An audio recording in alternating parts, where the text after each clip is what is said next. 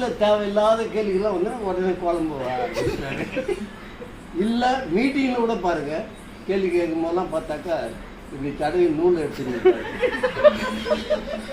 இல்லை, கவனிச்சு பாருங்கள். உங்களுக்கு வீடியோ இருந்தால் கூட பாருங்கள், வேஸ்ட்டுங்களா கழுவிட்டு இது நூல் எடுத்துன்னு இருப்பார். அப்படின்னு அர்த்தம்னா